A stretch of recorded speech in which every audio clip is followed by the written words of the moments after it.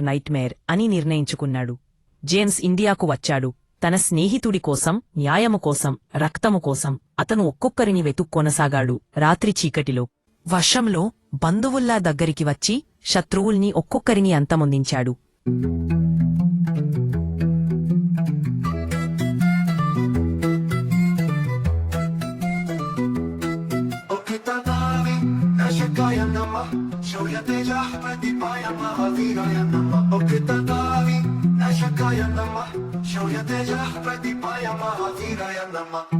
రక్తంలో రాసేవారు నీ నీతిమాయన్న నేరం. నేను రాక్షసాన్ని నిప్పులకి చేసి నిశ్శబ్దం చేస్తాను వీరం. నా స్నేహం చంపిన చేయి ఇది, నా ధర్మం తాయిన నిప్పు ఇది, నీ తరం దాచిన భూమి ఇది, కాని ఈ వేళ నీ జీవితం ఇది.